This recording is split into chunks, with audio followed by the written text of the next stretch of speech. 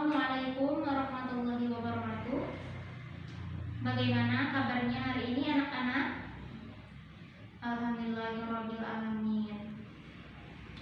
Sebelum memulai pembelajaran kita hari ini, marilah kita bersama-sama untuk membaca doa terlebih dahulu ya. Silakan kepada ketua kelas untuk memimpin doanya.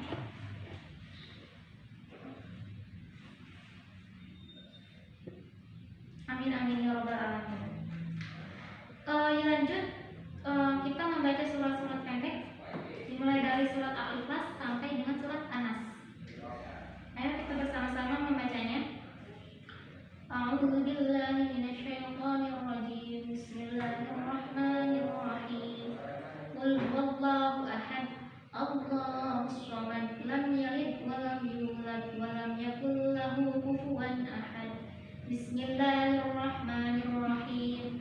Qul a'udzu birabbil falaq, min syarri ma khalaq, wa min syarri ghasiqin idza waqab, wa min syarri nafasati fil 'uqad, wa min syarri hasidin idza hasad. Bismillahirrahmanirrahim. Qul a'udzu birabbin nas, malikin nas, ilahin nas, min syarril waswasil khannas, alladzi yuwaswisu fi sudurin nas, minal jinnati wan nas. Shadaqallahul adzim. Selanjutnya Ibu akan mengabsen terlebih dahulu. Sebentar ya. Ada yang tidak hadir? Ibu absen dulu ya. Neni, izin kemana ini? Ada kepentingan keluarga? Baik. Yang selanjutnya Yasinta ada? Yasinta ada. Terus Tia ada. Sheila sakit apa ini? Oh, sakit demam. Ya, semoga Sheila segera diberi kesembuhan ya, agar bisa berkumpul dengan kita lagi. Amin amin ya rabbal alamin. Baik, pertemuan kita hari ini akan membahas tentang mukjizat. Mukjizat ya.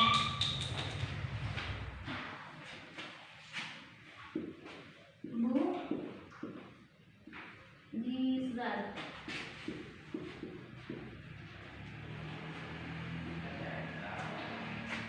Apa itu mukjizat? Di sini Ibu akan memberikan contoh tentang mukjizat itu, yaitu kalian sudah pernah mendengar atau mungkin membaca cerita tentang kisah Nabi Nuh yang membuat sebuah kapal besar untuk menyelamatkan umatnya dari banjir yang sangat besar. Padahal pada masa itu pembuatan kapal belum ada, tetapi atas izin Allah Subhanahu wa taala, yaitu berupa mukjizat, maka Nabi Nuh bisa menciptakan sebuah kapal yang sangat besar. Jadi seperti itu. Sedangkan tujuan pembelajaran kita hari ini yaitu untuk memahami pengertian mukjizat, macam-macam mukjizat, dan juga syarat-syarat mukjizat, dan juga pengertian ijazul Quran. Sedangkan pengertian mukjizat sendiri yaitu menurut bahasa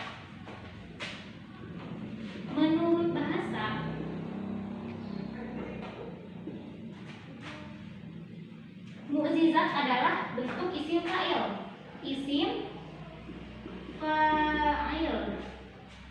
Nah, isim fa'il ini dari perubahan kata fi'il madhi, fi'il mudhari, dan juga isim masdar, yaitu mu'jizatan, mu'jizan, i'jazan, yu'jizu, a'jaza, yang artinya berarti melemahkan atau mengalahkan. Sedangkan lawan kata dari mukjizat itu adalah lawan kata dari mukjizat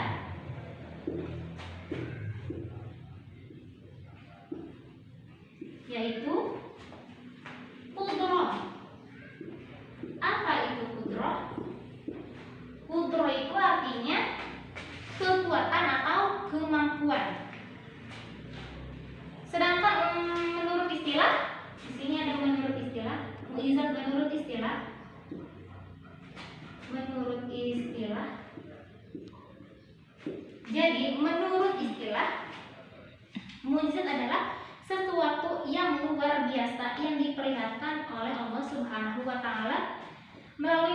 dan juga Rasulnya sebagai bukti atas kebenaran pengakuan kenabian atau kerasulannya. Kemudian mukjizat juga bertujuan untuk menundukkan atau mengalahkan orang-orang yang menghalang-halangi misi dakwah Rasulullah Shallallahu Alaihi Wasallam.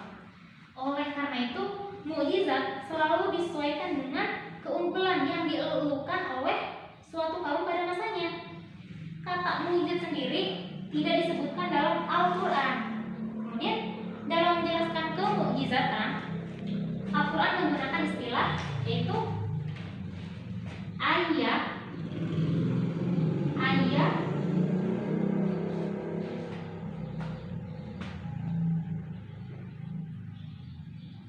Ini ada ayat atau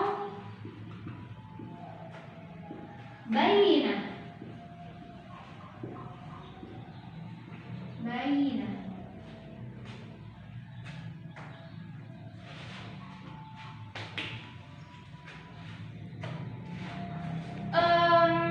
Contoh kata bayinah dalam Al-Quran yang berarti mukjizat terdapat dalam surat An-Nahl ayat 44 yang berbunyi seperti ini. A'udzubillahi minasyaitonirrajim. Bismillahirrahmanirrahim. Bil bayyinati waz zubur wa anzalna ilaika dzikra litubayyana lin-nasi ma nuzila ilaihim wa la'allahum yatafakkarun. Yang artinya, mereka kami utus dengan membawa keterangan-keterangan mukjizat dan kitab-kitab, dan kami turunkan az-zikr Al-Quran kepadamu agar engkau menerangkan kepada manusia apa yang telah diturunkan kepada mereka dan agar mereka memikirkan. Jadi seperti itu ya. Kemudian ibu akan membagi kelompok menjadi 4 kelompok. Kita hapus dulu yang ini.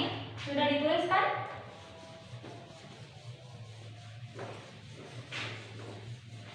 Di sini ibu akan membagi kalian menjadi 4 kelompok. Sini ada kelompok 1, kelompok 2, 3 dan juga 4. Untuk kelompok 1, ibu akan memberikan kalian materi tentang pengertian mukjizat yang sudah ibu jelaskan tadi, tetapi tolong cari yang lebih rinci, yang lebih detail tentang pengertian mukjizat, karena tadi ibu hanya sebagian saja agar kalian bisa mencari materinya yang lain. Di sini pengertian mukjizat. Ini untuk kelompok 1. Kemudian untuk kelompok 2, di sini ada syarat-syarat mukjizat. Syarat-syarat mukjizat. Kemudian untuk kelompok 3 ada macam-macam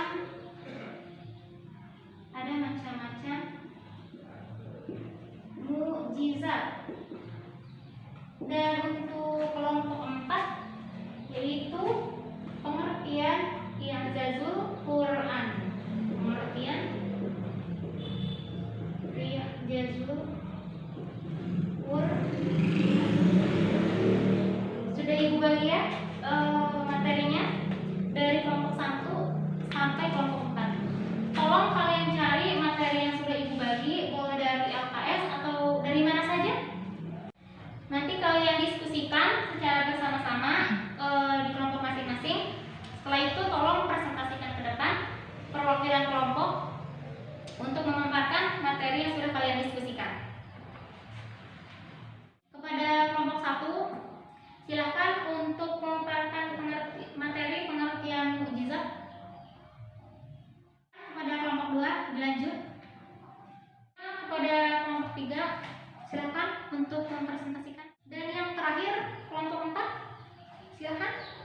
Baik, terima kasih kepada semua kelompok. Ibu lihat kalian sudah paham betul tentang materi kita, yaitu tentang mukjizat. Alhamdulillah rabbil alamin ya. Baik, selanjutnya Ibu akan menyimpulkan tentang materi kita hari ini, yaitu tentang mukjizat.